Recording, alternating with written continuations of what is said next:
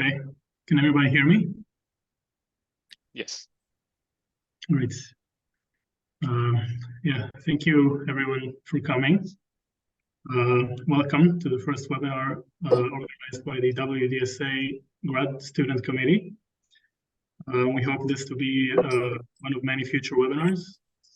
My name is Tomer. I'm a master's student from the Technion in Israel. Just before we begin, I'd like to introduce several people who helped to put this webinar together. We have Ali Salan, who's a PhD student from the University of Illinois in Chicago. Magna Thomas, a PhD student from the University of Texas in Austin. Camilo Salcedo, a PhD student from the University of Arizona. And also we should thank all of the support that we get from our professors, Dr. Ahmed Abu Kifa from the University of Illinois, Dr. Lina Stella from the University of Texas, Dr. Kevin Lindsay from the University of Arizona, Dr. Avi Ostfeld from the Technion, and also Dr. Walter Grayman, who helped us get this committee approved. So I'll just say a few words about the task committee. This is a committee within the WDSA community, which is the Water Distribution Systems Analysis community inside the EWRI. And this committee was born during the previous EWRI conference in May of 2023 and was approved by the XCOM 2 months ago. And our goal with this committee is to form a community of grad students through which we could network, we could exchange ideas, we could be better exposed to professional and academic opportunities, and just overall get to know each other and feel like a large community and take advantage of everything that we have to offer each other. Our plan is to hold more of these webinars with topics that are interesting to us as grad students, but also organize social events and build infrastructure through which we could communicate as a community. We already have a Discord channel up and running.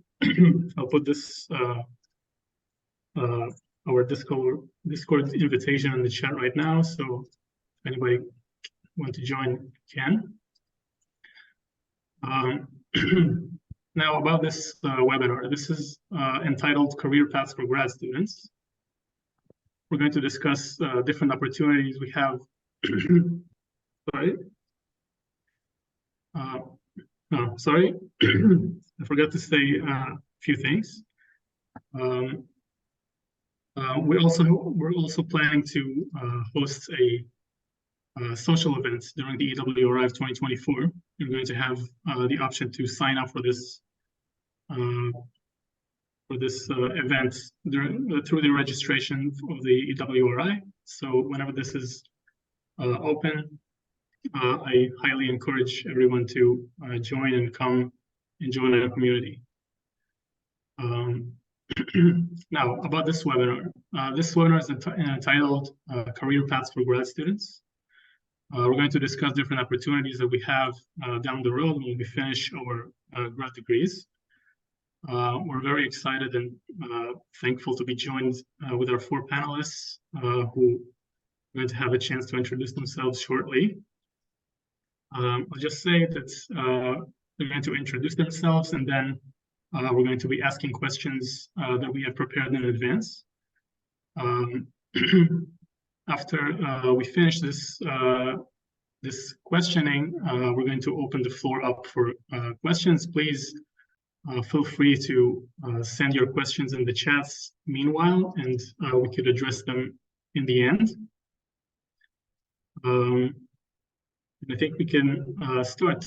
So we'll start with an introduction by the panelists. Please, if you could state your name, your affiliation, and role. Just shortly describe what you studied in undergrad and grad school and where. Relevant jobs and internships that you had. What your PhD was focused on and what you do in your current position. Why don't we start with Jorge?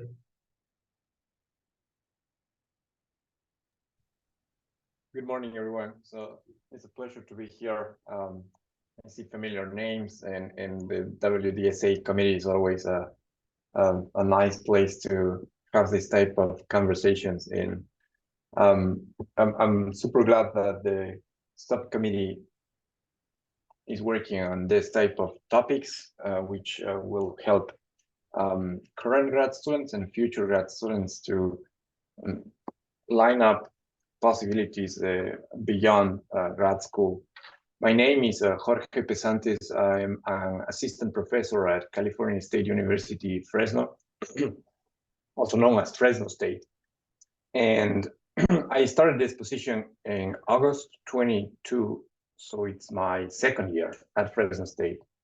In my undergrad, I did my undergrad and my master in construction management in Ecuador. I'm originally from Ecuador. And then I moved to the United States for grad school. I went to North Carolina State University. At NC State, I worked with Professor Emily Bergland and Professor Kumar. So my master's and PhD were focused on water distribution systems analysis and also demand forecasting, demand management in general. So from there, after grad school, I have the opportunity to work for a consulting firm as an external consultant, where the application of water distribution systems was really valuable, because we developed a unidirectional flow program for the city of Fort Lauderdale, Florida. And before joining Fresno State, I worked as a postdoc at the University of Illinois. I was there from 2022 to, for 2021, 2022. And then I started at Fresno State University. My research focuses initially was water distribution systems operation. I remember my first research task was because of a WDSA battle. So it was 2016. It was the Battle of Water, the Battle of Water Networks District Meter Area, and that was the first time I was facing research opportunities at NC State. So everything started from there, and it was really good to be involved. And I learned, and I was in this, in a similar panel, like being a grad student, and I was just enjoying my time there. So I remember that experience with joy.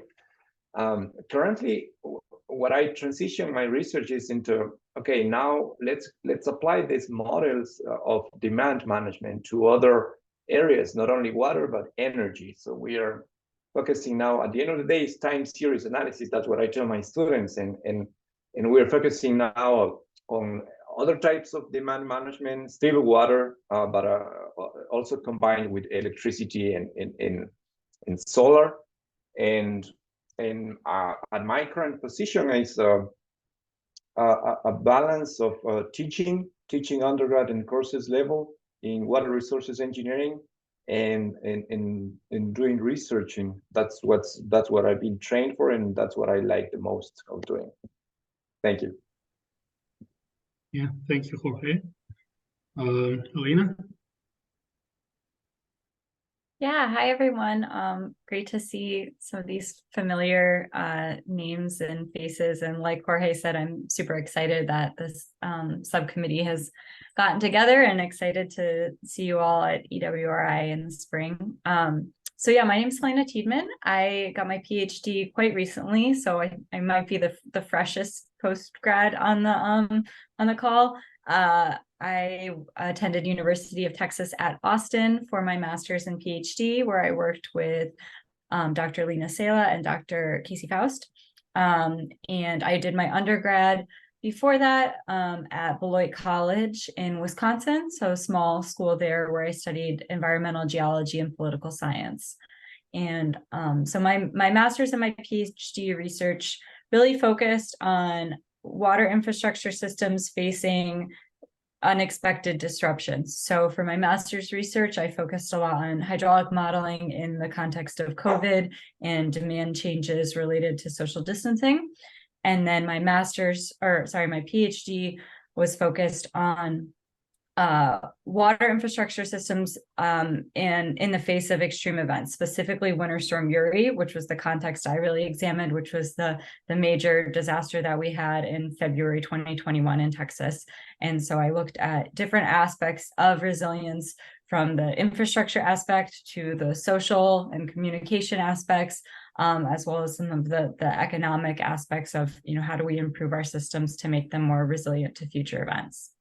Now I am in a postdoc with the University of Wisconsin Sea Grant and the Wisconsin Coastal Management Program. So this is maybe a little bit of a more unique setup for a postdoc.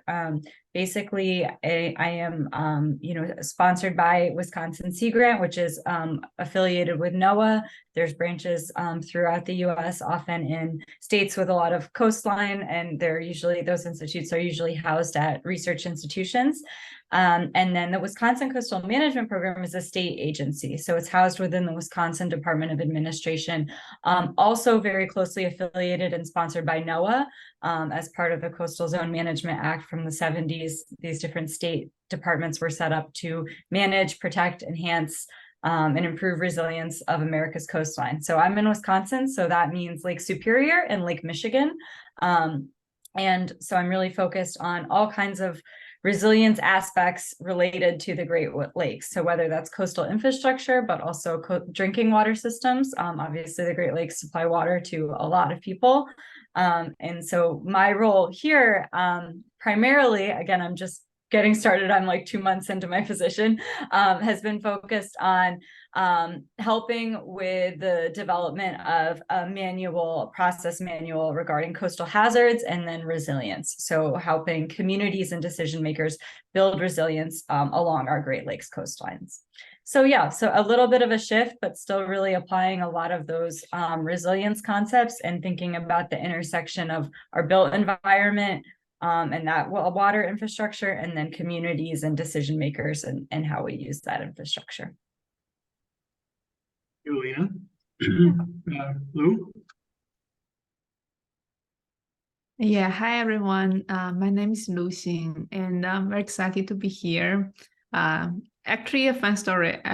WDSA is the first professional committee that I joined, but unfortunately, for various reasons, I never made it to EWRI. So in person, I mean, I had virtual meetings, but I never made it to the in-person meeting. So many things happened in the past few years. So I'm hoping I can go next year. I'm almost certain I will go next year. So I'm very glad about that.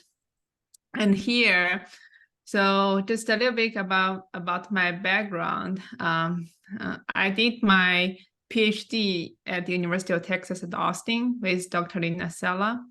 And I worked on water distribution system, mainly pressure management, state estimation, optimization kind of work. For my bachelor, I did it back in China on ocean engineering. So, and then I come here to United States, hoping to find the exact match, between my master and my bachelor. So I did ocean engineering again for my master, mainly did CFD around propellers, but in UT Austin, it's kind of, you get to know lots of different aspects of civil engineering, water resource engineering. So I took a course on water resources planning and management, and it seems like I like that better than propellers for some reason. So I decided to do water distribution system as my PhD and worked with Dr. Lina Sella. And then about my current role, I work at the Xylem as a senior data scientist. So the work is also still on water distribution system, very similar to what I do as a PhD. But here we are, at Xylem, we focus more on product development. Like whatever you are working on, you need to think about it. In the near future, it will be a product. So that's kind of a different aspect comparing with what I was working at graduate school, because in graduate school, the final product at best is, you know, a package, like that kind of thing. So it's different, and I really enjoy what I'm doing now, and yeah, very glad to be here. I think I spend, you know, now my work is like for the past 5 or 6 years is mainly on water distribution system. I feel like this is where I belong. So yeah, very nice to meet you guys. There are so many familiar faces. Yeah, glad to be here and chat. Thank you very much, Lou. Diego? Okay, well, thank you so much for the invitation first. And yeah, also happy to see familiar faces. Yeah, so I am Diego Paez. I currently work as a water resources engineer in Computational Hydraulics International, also known as CHI. They are mostly known because they are the developers of PC Swim. And so, yeah, right now I'm working there. Most of my current work is on research and development of PC Swim. And that goes both for water distribution part as well as for stormwater and wastewater. So I'm kind of getting a little bit into like these different disciplines. I also have to teach workshops for PC Swim users right now, and I give technical support to PC Swim users as well. And in some cases, I do some specialized consulting, especially like modeling tasks that are a little more complex than the typical project. Then they engage CHI for that. And on top of that, we have these other lines where we do kind of like non-for-profit stuff. So I am one of the editors of the Journal of Water Modeling Management. And I also help organize the International Conference of Water Management and Modeling. In terms of my previous experiences, well, I did my civil engineering undergrad and master's in Los Andes University in Colombia. I worked there for 3 years as a lecturer and researcher. And then I moved here to Canada to do a PhD in like at Queen's University with Professor Yves Fillion. I finished my PhD, and the original idea was to go back to Colombia and maybe continue with my academic career there. But I guess I fell in love with Canada, or something happened here, so I decided to stay. But yeah, that was kind of like my most important experience. My PhD was mostly on reliability of water distribution systems, like how to measure it, how to optimize it, and different types of reliability. But on top of that, kind of like as a side project, I also helped to organize the Battle of Post-Disaster Response and Restoration back in 2018, when we held the WDSA CCWI conference here in Kingston, where I'm based. So I also helped with that during my PhD. And yeah, I guess besides that, I have also been involved in some consulting, like for a couple of companies here in Canada, and one consulting company in Colombia before I started my PhD. Everything has been a little bit on water resources in general, not necessarily focused only on water distribution. So I have some experience on flood risk assessments and some stormwater modeling as well. We have a wide variety here. So it's nice. And again, you guys, thank you for agreeing to participate. We're going to dive into the questions that we prepared in advance. First, we're going to talk a little bit about your experience during your PhD. So the first question is, based on your PhD experience or your general experience in grad school, how do you think grad students should structure their PhD, meaning the balance between coursework, teaching, research, professional work, or extracurriculars? Maybe we can start with Jorge again. Yeah, thank you, Tomer. Well, I think, okay, let me put my ideas together first. Let's see.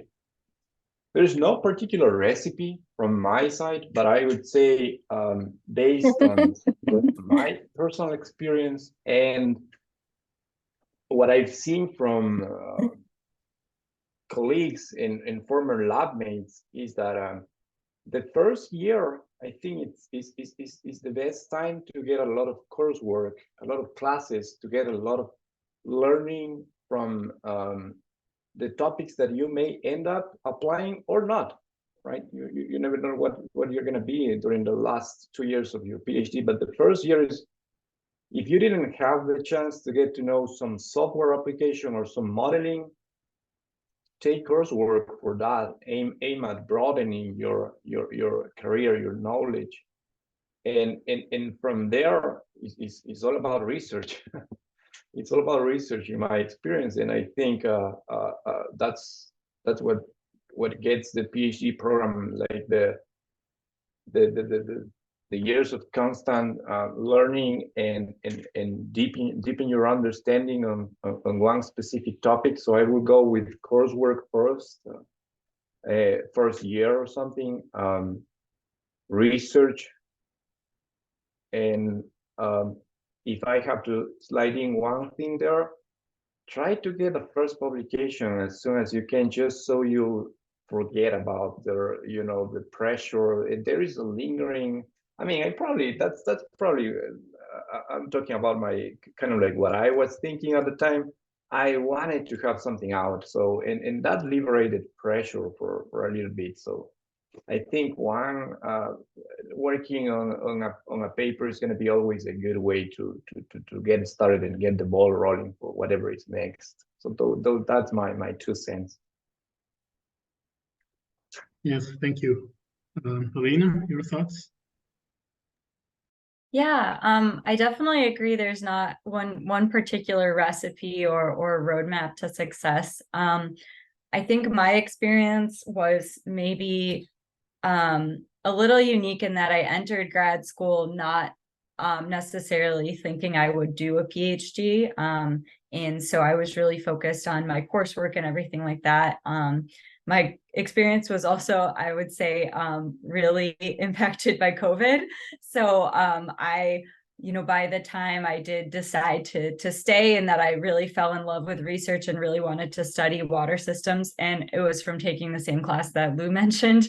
I took Lena's class and was like, oh, okay, yeah, this is what I want to do. I was pretty like in grad school already, and then COVID happened and all of that. So I kind of just sort of really focused in on my research from that point forward. And I didn't necessarily engage in a lot of like extracurricular activities. And I think those are really, really valuable, but they do take time. And so I focused pretty heavily on my research because that was kind of the circumstances of the world at the time.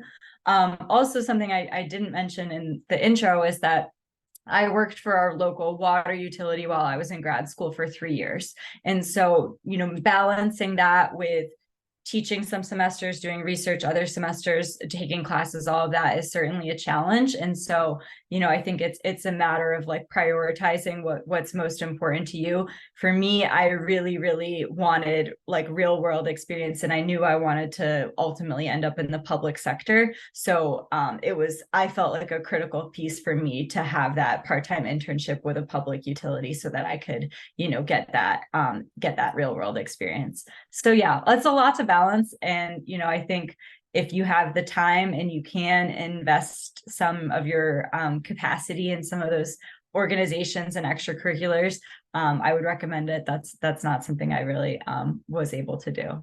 Yeah. Thank you. Lou? Yeah, I agree. I totally agree with Helena that it's all about prioritization. Like during my master, I was doing a lot of coding work and also teaching assistant every semester. I TA'd fluid mechanics for 6 semesters during my master. So I mean, my plan with my grad school was, I'm going to do master, do PhD, and then fund the faculty. That was my plan, but obviously that didn't happen. But my thinking is, I checked the box of teaching experience during my master, and then moving on to PhD, and funding a topic that I want to do, and I want to do probably for a long, long time, then I would just focus on research. So that's my thinking back then. Like during the PhD, I would just take courses that will help with my research and do my research and publish and get the research box check. That was my thinking. But I mean, I didn't end up being a faculty, but I think the experience, my research helped a lot with my current work. And yeah, I think I want to say that you need to know what you want to do BE first before choosing it. But I know in real world, that's often not the case. Like you want something and then you ended up with something else.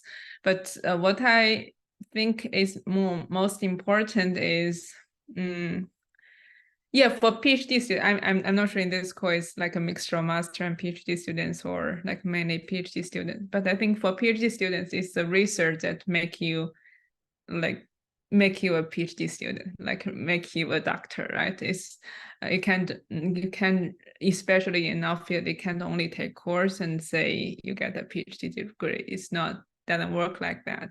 So I think like the research in a topic that you like is very important in like lots of direction down the road, like whether you want to be a faculty, want to fund a I don't know, industry job.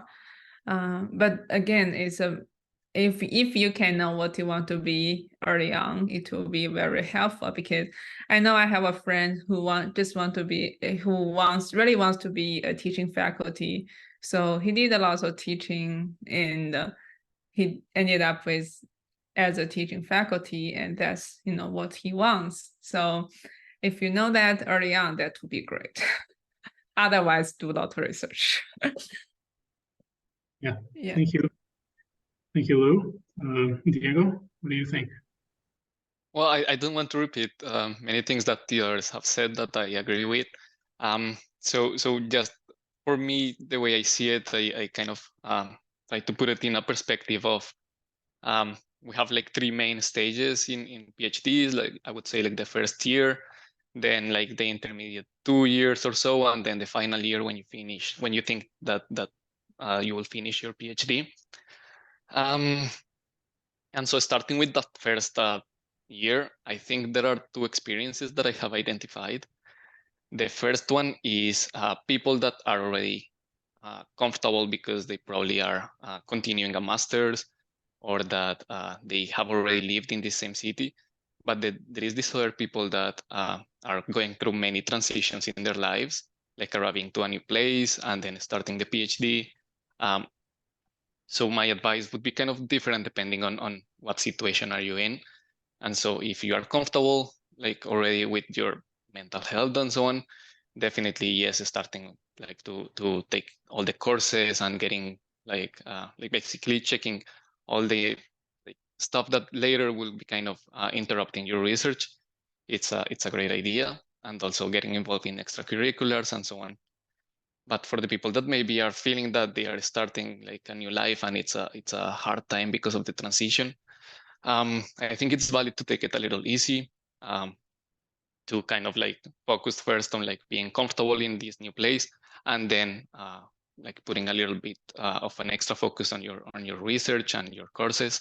But yeah, I would think that like there are those two kind of experiences at the beginning.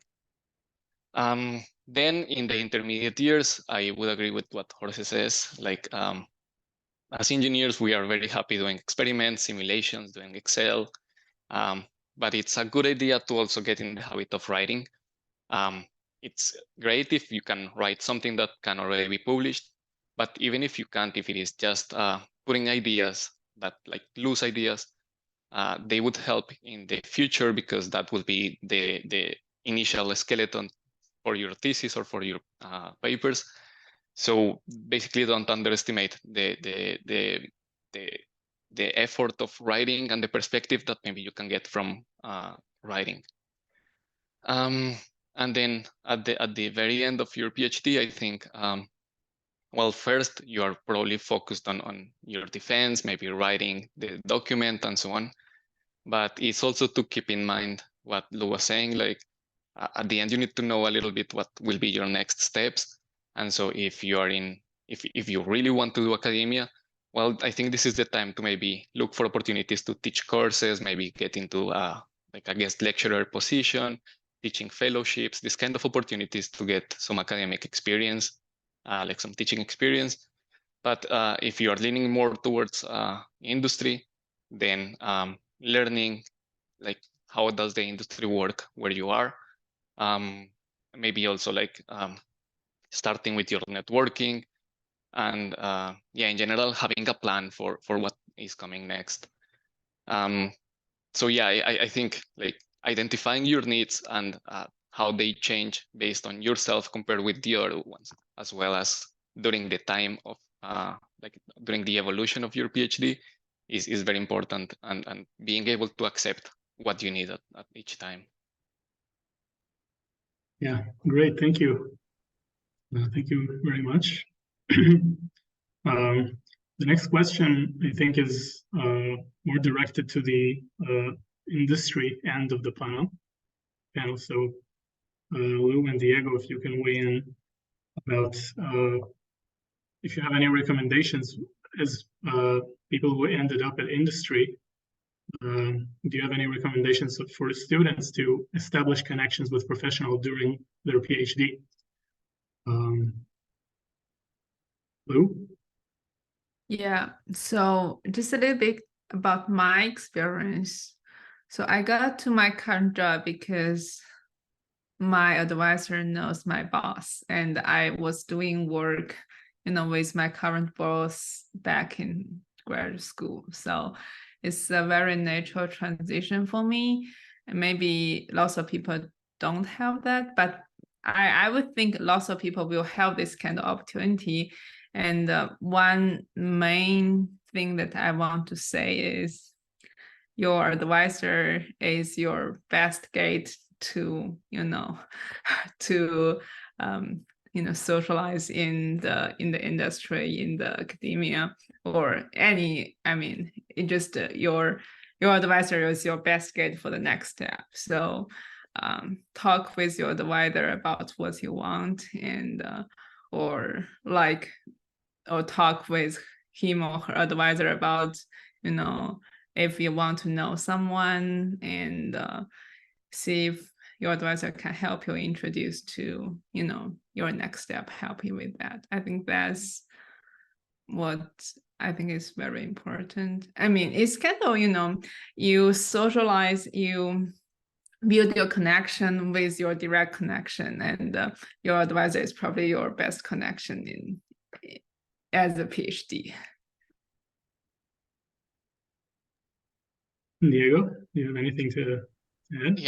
Yeah, I definitely wouldn't I think having a supervisor that helps you is very important.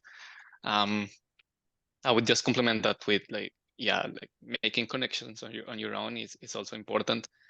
And this kind of community, for example, is a great way of meeting people. You might think that many of the people that you're meeting here are mostly in academia, but they might open doors in industry if that's the path you want to follow. So in general, meeting people, it's a good way of opening your doors in the future. And I would basically mention in that case that you cannot underestimate the importance that any contact can give you, right?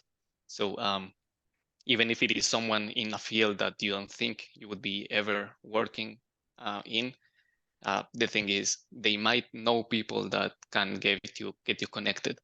And getting a job, it's a lot about having a good CV and doing having done all your courses, your degrees, and your experience. But it's also about having a connection, usually like a network, like a person that maybe can vouch for you within the company, or that can put a word for you, especially if it is your first job. I think that one particularly requires a lot of support from the environment, in terms of other people that can give you or that can give you recommendations for you. And the second thing that I would mention is when you are in academia, sometimes we tend to underestimate the abilities that we have, or the applicability of the abilities that we have gained in our PhDs. And so I think it's also important to kind of like realize that your abilities can be extrapolated very easily. So first, my main important thing when I think of a PhD is, yeah, you became an expert on something, but you also became like really good on learning how to become an expert. So you can easily translate that ability into, okay, now I can become an expert in another different field, which more like easiness than other people that haven't done a PhD. And identifying that is a good way of also selling your abilities. And on top of that, of course, there is like these other fundamentals that maybe you have learned, like, I don't know, coding or like programming, like this use of software, use of maybe lab techniques. All these kind of things can open also doors for you in industry. So acknowledging that and identifying what are the selling points that you need to use when you're applying for industry is a great, basically, approach, I would say. Yeah, thank you. Yeah, this committee is exactly what we're trying to accomplish, as you said. I'd like to move on to some questions about professional experience. So if you could tell us, each of you, how and why exactly did you choose between the industry and academia? Maybe we could start with Jorge again. Yeah, well, first of all, let me tell you, this conversation is getting better and better with the responses from the panelists. It's really nice to hear that we share a lot of common thoughts, right? And it's nice. To answer your question, how did I choose? Well, since as Lou was telling in a previous question, your advisor is your main guide. So the role that a PhD or master's advisor plays on your life actually is of tremendous importance, right? So my conversations with my advisor when I was approaching the end of my first year at grad school was like, what do you want to do next? What's the goal that you have? And I distinctly remember the answer to that question is, I want to do what you are doing. So it's like this is kind of like where I see myself. So it's academia all the way. And that was my goal initially. So in a sense, I did have the kind of like the background color of okay, but what is this in the application of civil engineering? At the end of the day, we are engineers and we want to see our designs and our projects out there. So that's what I did pursue an application working as a consultant, but my main focus was academia. So for me, it was my goal was set as academia. So that would be like my ultimate response. Yeah, thank you. I completely agree. Helena? Yeah, I think I knew going in, to grad school, even before I was sure if I wanted to do the whole PhD or anything. And no offense to academics online, I just knew I didn't want to do academia. I knew I wanted to work in like public water systems. And so my advisors were super, super like supportive of that, and like knew that from the beginning. So that agree, your advisors are critical, and they were such good mentors because they knew that from the beginning and were able to help guide me and help me find opportunities for like internships and research that was helped me position myself in a research context in the field that I wanted to be in, which is like, how are utilities managed? How do we make adjustments to, changing climate and extreme events and all these things? And so I think for me, it was always about, how do I make my research relevant to what I ultimately want to do, which is, work with communities and decision makers and policymakers about how we make our water systems stronger and more resilient. And so that was, I guess, maybe not a great answer, because I knew from the beginning that I wanted to be in the public sphere, but I certainly didn't know what that looked like. And that was really took some developing over the years of like, what kind of jobs and opportunities are there available for like a PhD who wants to be in this sphere. And so, yeah, my advisors were really, really helpful, and just thinking about other opportunities and looking for other opportunities outside the academic sphere was key, I would say. Yes, thank you. Lou, how did you choose? Oh gosh, whenever someone asks me this question, I feel my soul is touched. I mean, I'm not even sure that I ever made my mind about whether I want industry or academia. It's kind of, I don't know, it's kind of, I don't want this to be getting too, this is a career path. I don't want to get into too personal, but I had my first baby after right before I graduate. And back then I had the option to do a postdoc away from my husband, like working in 2 different cities. And I thought I want that, but like a month before the position was supposed to start, I was like, I literally had a mental breakdown, like how am I going to handle this? Like 2 cities, different life, and it's also 2 like busy life. So I don't know how I'm going to handle that. And then the industry opportunity is knocking my door, like saying you can work remotely, work on this very interesting topic and with smart people. And I was really debating, to be honest, but by the end, I just feel that's probably what I want. And at this point, I kind of feel like what I'm doing is really like, only research, no teaching kind of job, but I really enjoy the research part of being a faculty. And I don't think that, like, deeply, I don't think these are, I know people talk these 2 parts like a very different, like totally different career choice. And to some degree it's true, like one, you're going to like work as your own boss kind of, and responsible for funding, teaching, and lots of other aspects. The other, you will work in a structure and do your part of the work. But on the other side, it's not that irrelevant. It's not like you choose academia and you can never go back to industry, or you choose industry, you can never go back to academia. So I guess, probably a short answer is, I don't know, I have yet make up my mind. So, and it's okay if you as a PhD student haven't decided that, because I have graduated for 3 years. I don't think I really decided that. It just, I feel life is step by step. You make the decision that is best for you for the moment, or maybe you have longer foresight. You can decide what is best for you for the next few years. But most people won't be able to decide what is best for you for the, for a lifetime. So just follow your heart, I guess. Thank you, Lou.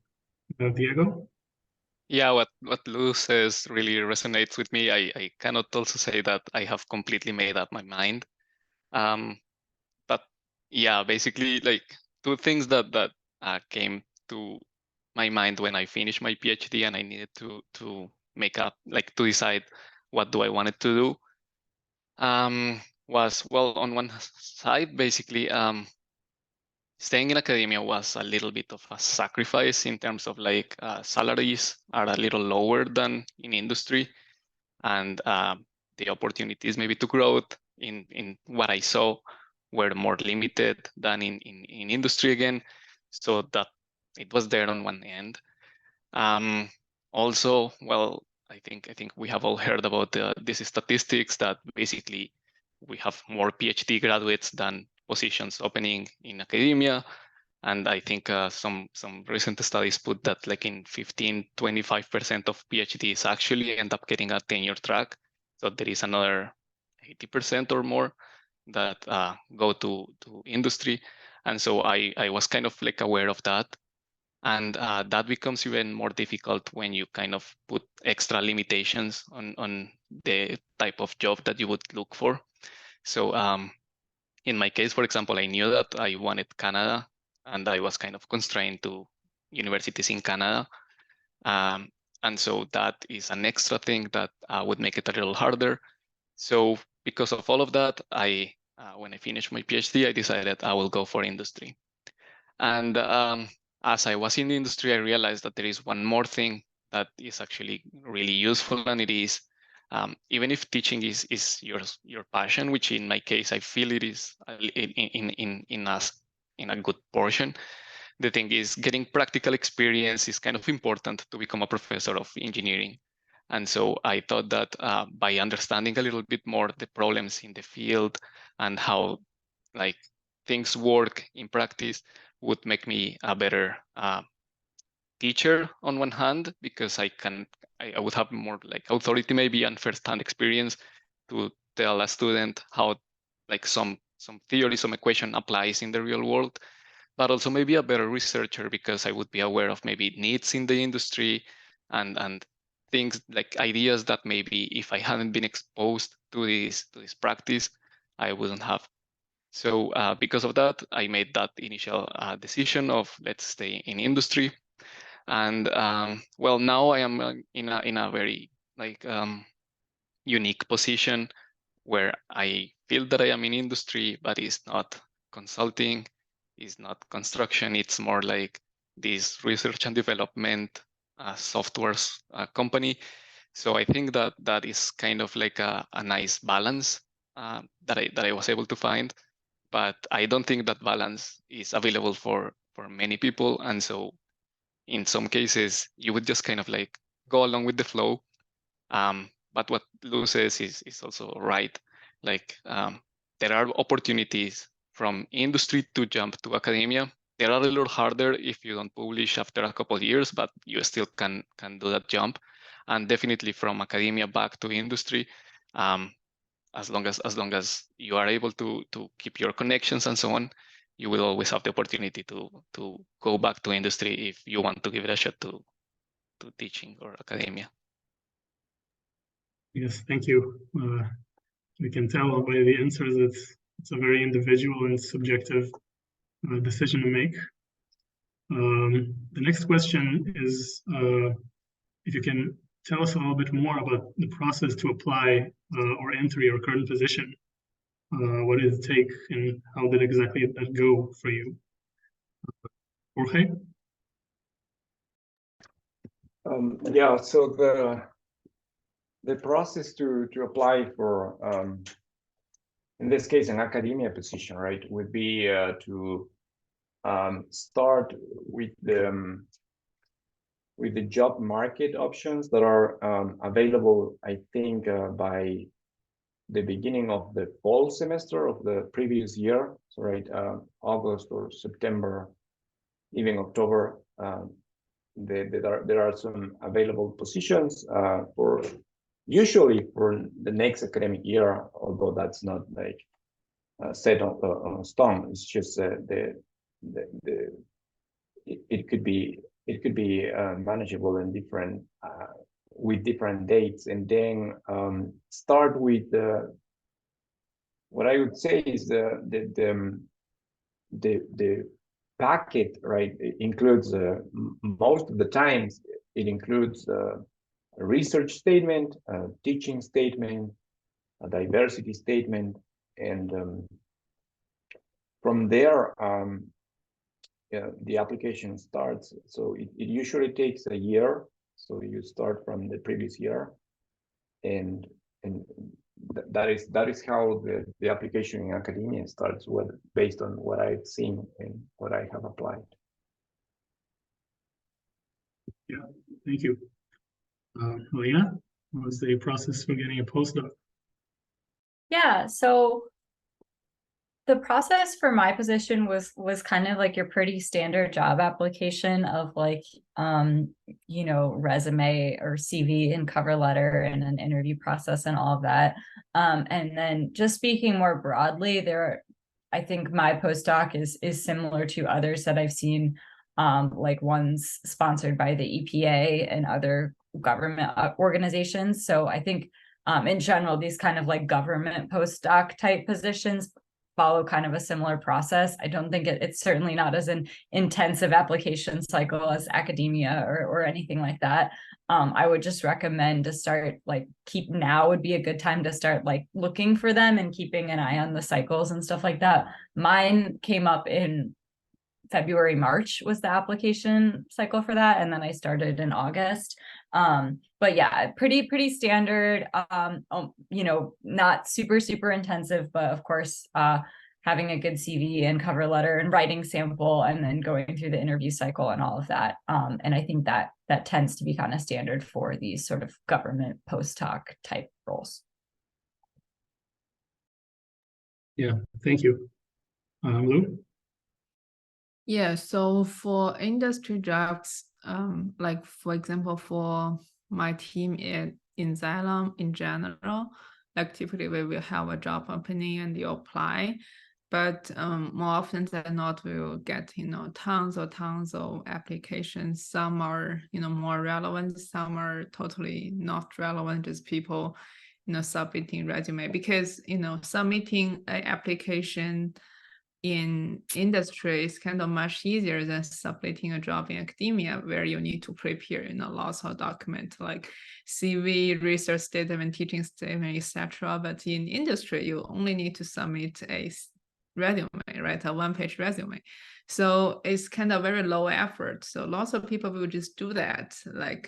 Like there is an opening, I apply, there's another opening, I apply.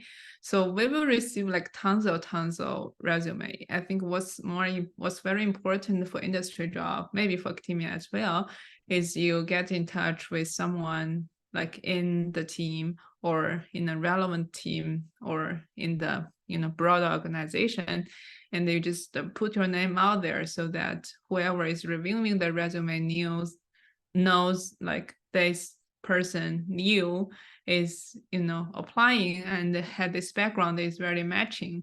So that is very important. And after that, you will get the interview, because I think the very hard part is to get the interview. Like you get the interview, like for what is different in Xylem is because we are doing R&D, software development. So there will be like the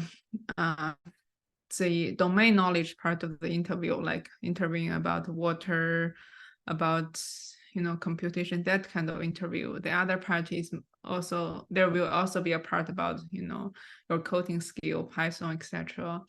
And so you will probably be evaluated on your like two of the skills together, like because I think this is kind of a trend in lots of like water related software company. Like they want the domain knowledge and also want you have the coding skill that is necessary to build the prototype or build the product. So yeah, so for my position, it's kind of like interview based on these two aspects, and you did good, you do good, and you get the job. Like it's, yeah, that's so like for me when I was doing that, is kind of what I realized is a CV for a academia job can be very different from a resume for an industry job.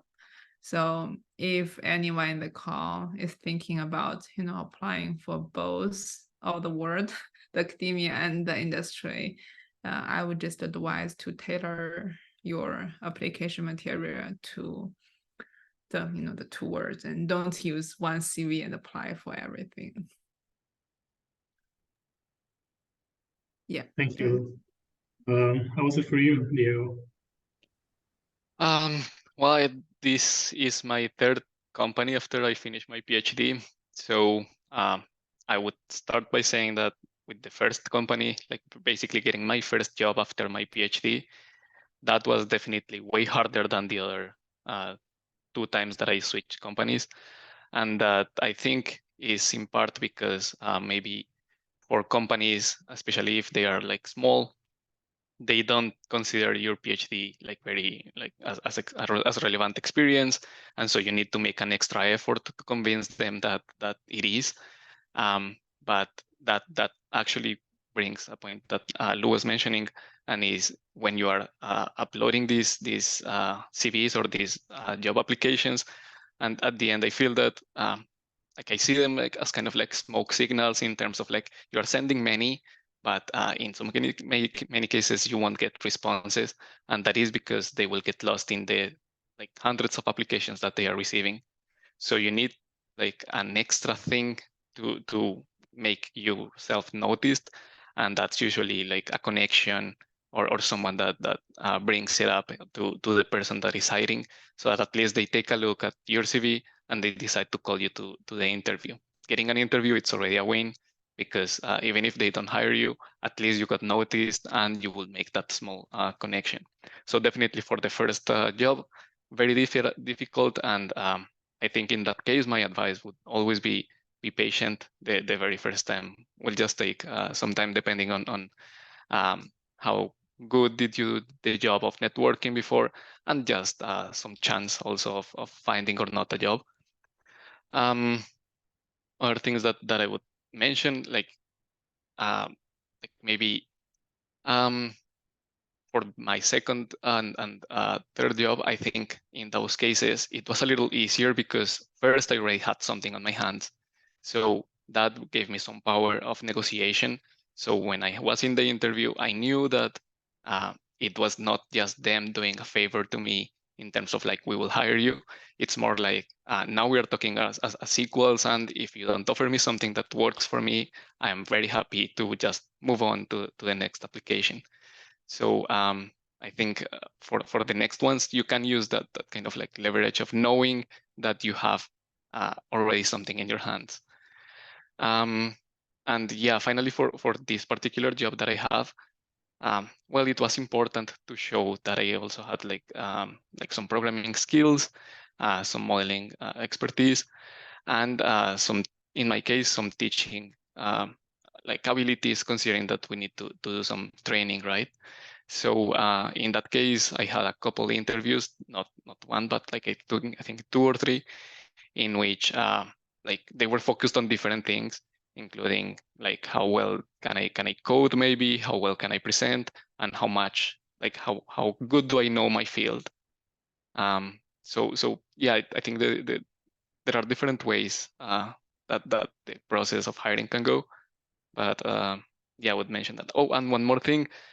One important step is, if you are not very used to like or if you don't have too many connections in the industry, one important thing that I found very useful was to learn how does it work. And in my case, I am from Colombia, but here in Canada, things work a little different. And one of the things that I needed to learn was, for example, all these certificates and licenses and stuff that you need to get. So for example, all the steps to get your professional engineering license, your certificates if you want to do flood modeling risks, and all these other things that may be valued here and valued by the people that will hire you. So learning about those things is also very useful. Yeah, thank you, Diego. Very interesting differences between the academia and industry processes. And Diego kind of led me to my next question, which is, what are your most required skills in your current position? Jorge? Yes, so the skills would be largely at this point time management. So it's a soft skill, but when you are tasked with a lot of activities that all have to be done at once, then time management becomes extremely important. Of course, when you are a grad student, you train your writing, so don't put your writing on hold. There is always a window. I think Diego mentioned at the beginning, keep writing, right? At the beginning of grad school, the middle of grad school, just write. I mean, at some point you're gonna have to write anyway, but keep that as a good habit, right? Writing would be always present in any sort of position, depending the reports that you have to do. But I would say, to keep it short, time management and writing. Thank you. Helena? Yeah, I'm gonna kind of just steal other people's responses because yeah, time management for sure. And I would say being self-motivated, like being able to work on your own and set your own, you know, benchmarks and things like that without somebody necessarily supervising you all the time at every single second. These are things that you develop as a PhD student, and I think those are critical. Yeah, so good communication, staying on, like being organized and managing your time well, being self-motivated so that you can like drive your own progress. And then writing again is critical. Like I do so much writing and technical writing, and being able to do that well is probably like the biggest skill. Going back to what Diego said earlier, I think having the skill of learning new skills is like the top one. So right now I'm doing a lot of stuff on coastal processes, which is not so much related to the urban systems that I studied, but being able to have the skills to learn about those new processes and learn whatever like technical systems I need to learn. Just being able to do that because I've already learned all these other technical skills when I needed to do them is like the most critical. So that if you end up in a slightly different field or with a slightly different area of focus, you have the ability to pick up the new skills that you need. So yeah, I think that that's the key one, just the skill to learn new skills for sure. Thank you. Yeah, Luke. Yeah. That's also my top one. So yeah, that was in my head, like when Tomer asked this question. And yeah, the truth is, the more you know, the more you don't know. Even if you don't switch, domain, I'm still in the same domain that I started my PhD, but I feel like I just need to keep learning. Like, because, for example, an example is like where I need to learn more about API design and like MLOP, those kind of things, in order to, consider that what I'm doing now will be a product in the future, which is, like I said in the beginning, I didn't think about that aspect as a PhD student. And like, I feel even if you are working in water distribution system, like for your whole life, probably you will still need to learn something new like every day. So like, yeah, the ability to learn new things, I think, is top one for my current role. Yeah, thank you, Luke. Yeah, Diego, go ahead. Okay, well, I wouldn't like to repeat what Jorge and Helena said, so I agree definitely with those. Maybe the ones that on top of that I could think of is, well, on one hand, I think like something that maybe is useful to this ability of learning how to learn is having strong fundamentals.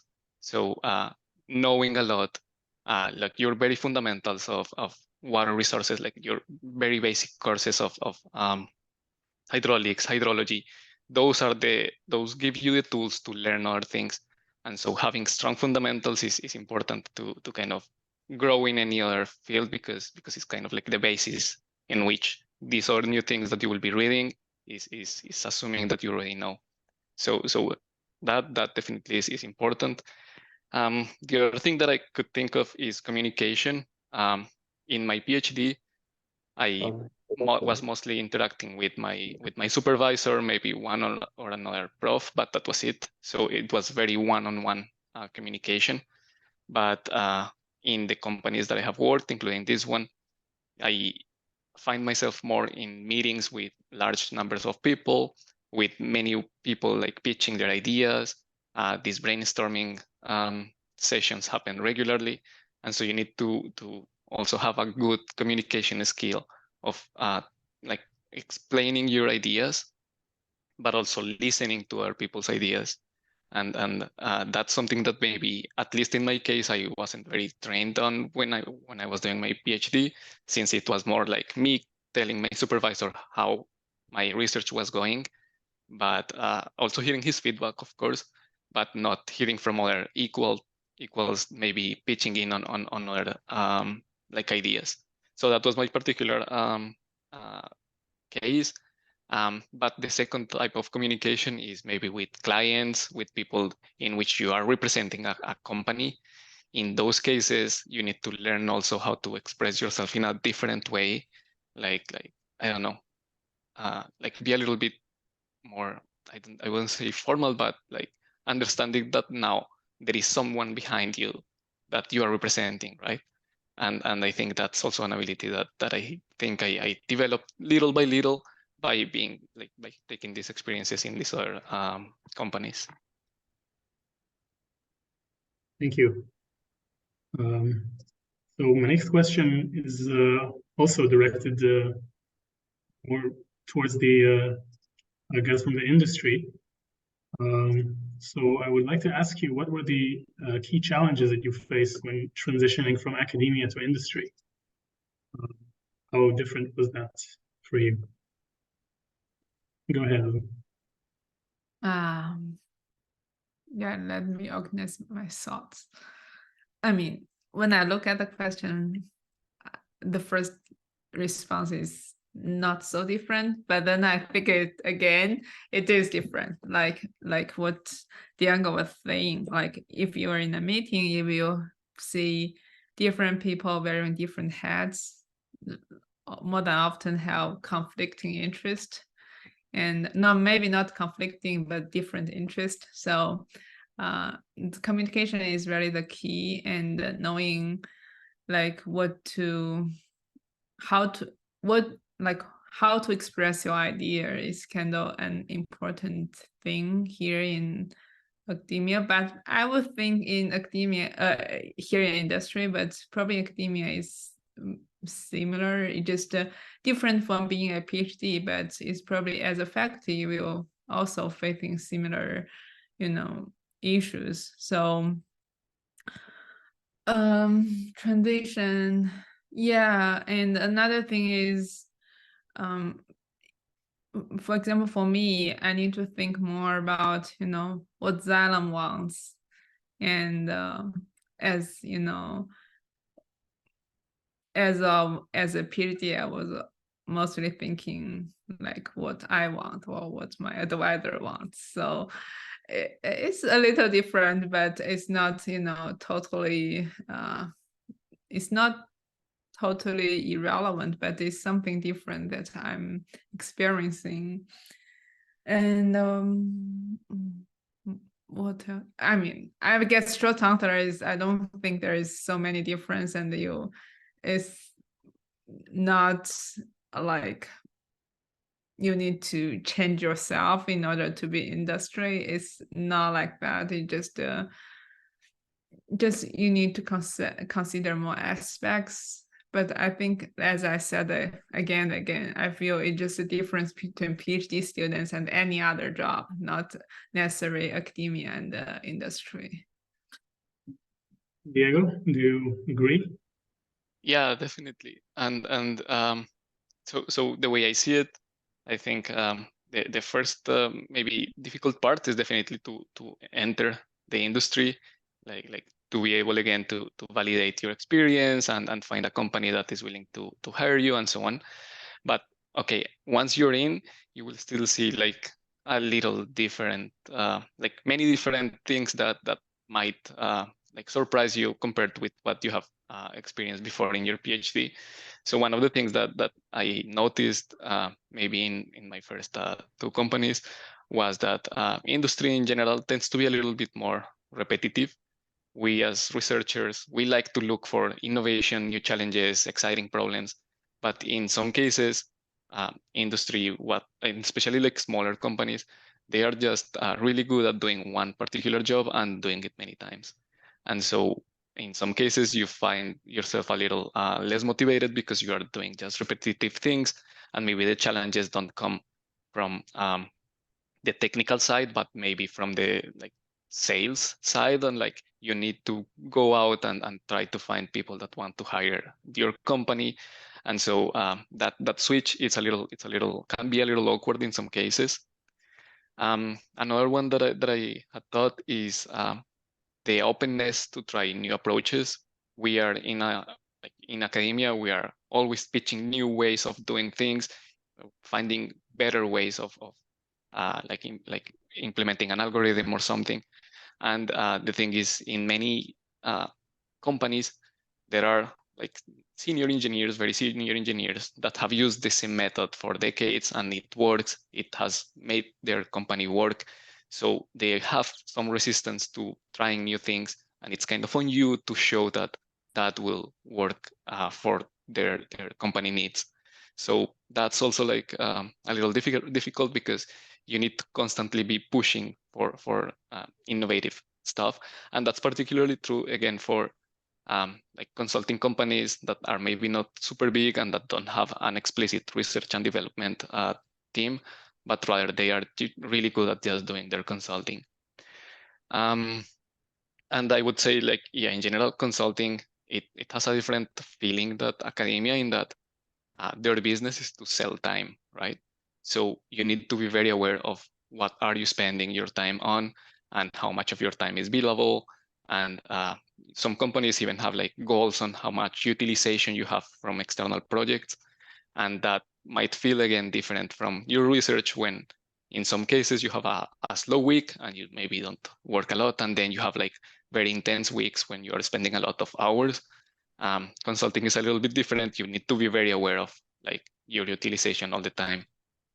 I haven't done too much on the public side. Maybe Lena has something to say about this, but I think that in their case, it's a little different. Maybe hours or selling time is not their business, but it's more like keeping the service going. So they need to make sure that the thing is working, and that can imply in some cases that you might put some emergency hours or some unexpected tasks, because what is important is you need to make the thing work. And so in that case, maybe you will find yourself in awkward situations, including like communicating with the public, like telling them why something is not working, or trying to convince some decision makers on why it's a good idea to do something that for you as an academic might be very evident. And so these kind of things also can feel a little different from typical research. Yeah, thank you. So I'd like to address the people from the academia now. Perhaps not all of people in academia get to teach and mentor, but I'd like to ask, how do you think someone would go about developing those skills of teaching and mentoring young students? Jorge? I didn't get the question. Like, specifically, could you rephrase it? Yeah. So, how do you think one would develop the skills for teaching and mentoring young students in an academic career? Okay. Yeah. Important. Thank you. Well, I think for teaching, it's always part of the preparation that we have to be kind of like considering, even though you may not have opportunities to teach when you are a grad student. If you envision yourself in the academia, look up for opportunities. So it has been said in this panel, right, that you may be a guest lecturer may be, I guess you probably start teaching small workshops on the topic you feel comfortable with. So those types of activities will give you experience and the basics of how to organize your teaching skills, and that's important when you are developing courses and preparing classes. In terms of mentoring, well, I just go back to my days as a grad student, right? So what did I like, and how can I, convey the same feeling of like being heard, being welcome from my advisor. So that is why I try to convey to my students, right? So we are working as a team.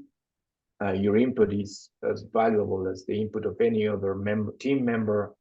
So it's always good to have a conversation with the person that listens to your ideas and tries to build on top of your ideas the applications that you may be pursuing. So it's try always to pick up the activities that make you feel comfortable, that you like, and replicate them when you are on the other side of the desk. Yes, thank you. What about you, Helena? I know you're only another professor, but do you have a chance to teach and maybe mentor some young students? Yeah, so I did end up teaching, I think 3 semesters when I was in graduate school. And again, like even if you're not interested in teaching, I think it's still a really valuable experience, and it still looks great on a resume because of like all the skills that you develop when you're teaching and all the preparation and organization that goes into it. So I think it really depends on the school you're at, how many teaching opportunities there are. At UT, there were a lot. And so there was, I think if you're interested in academia, you should absolutely be trying to get a teaching opportunity if it's available to you. Another way that another mentoring opportunity is that a lot of labs, I mean, I was part of 2 lab groups, and both of them had undergrads as part of the labs. And so I ended up mentoring like one-on-one, I think 3 different students over the course of who are undergrads over the course of my grad school experience. And that often involved like maybe breaking off a piece of my research that they could really like own and work on, and then, meeting with them weekly and walking them through it. And sort of that involved, I think, a lot of good, like, management skills of like how much to give and how much guidance to give and all that stuff. So if that's, I would also say, talk to your advisor if you're interested in being a mentor. There's also other mentorship opportunities at most schools to like sign up for different programs and things. But if you're really interested in working closely with something on something that you're super interested in, talk to your advisor and see if they have any undergrad students who are interested in looking for a mentor. I found it to be a really enriching experience. And again, it's still good for you whether you want to be a teacher or not. It's still a great experience. Yes, thank you. Do we have any questions from the audience, maybe, at this point? Yeah, hi everyone. I have a question. I'm Matthew at UT Austin. I'm going to be graduating soon, and I'm thinking about work I'm going to do, and I'm curious thoughts about remote work versus in person. It sounds like Lou and Diego, you were both working remote, I think, and so just curious how that experience has been, things that you like about it, things that you think might be better if you were in an office.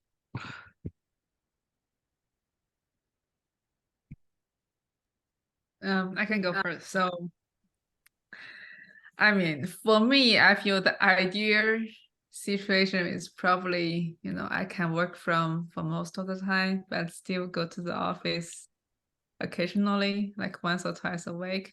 But I don't have that option. So I work purely remote. All my teammates work remotely, and we don't have an office. Like for my team, we have people in all different parts of the world. And that is good because I don't really need to consider the location when I relocate. And I don't need to commute, that's for sure. But and also I got to work with people in Europe, in Israel, in different parts of the world, and that is great. But on the other side, I don't really get the opportunity to really, socialize with my colleagues. And the truth is, I never met any of my colleagues ever. So that is the sad truth. So yeah, that's just my experience.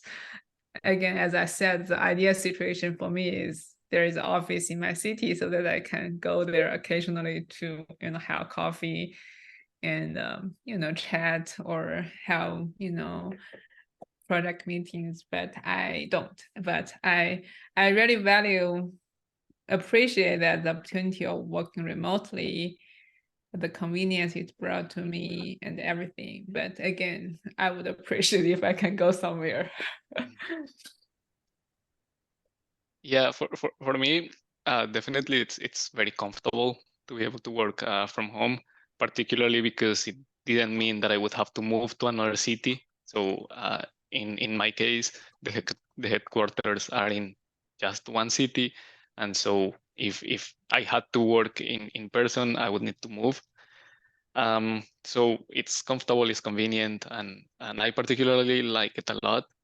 I just know that it has some responsibilities and also some things that you're missing. So on one end, definitely you need to get into the habit of having a separate office and getting in the mood of office, not just like working from the bed or something like that, which it's a temptation. And it has happened a couple times to me that I try it that way and it doesn't work the same.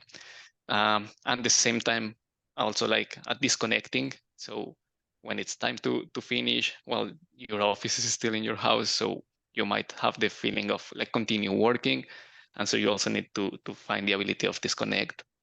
In terms of the things that you are missing, well, I think one thing that I was like kind of like a concept that I was introduced recently is this idea of a presence, and it is like knowing that there is people around, even if you don't interact with them, kind of gives you a better feeling of socialization.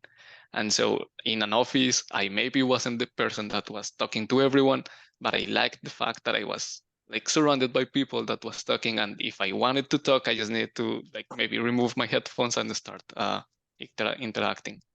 But without that presence, well, you are missing a little something. And so one thing that I like is, in my case, same as Lou, I don't have the option of going to the office, but I do have the option of maybe going to a cafe every now and then and working from a coffee shop or these co-working places. Great way of also like having a little bit of that. And also one thing that I like about my company is at least once every year, we get together in one place so that we know each other in person. And the thing is, when I interact with all my colleagues, it's usually on like, because we have calls to talk about a specific topic. So that means that all the conversations have a purpose. But when we are in person, many times we are just together like in front of each other and we need to talk about something, and that small talk leads to learning a little bit more about their personal lives, and that can grow some connection. So yeah, it has pros and cons. At the end, I think it's important to identify what works for you, but it's worth also like giving a shot. Yeah. Thanks. Yeah, thank you for your question, Matthew. So I think we're out of time now. I'd like to thank all of the speakers, Jorge, Helena, Diego, and Lou. Thank you very much for participating and sharing your wisdom. And thank you, everybody who came. We hope to see you in future webinars and in the EWRI maybe. Thank you. Thank you so much for the invitation. Bye, everyone. Thank you, everyone. Bye, y'all. Bye.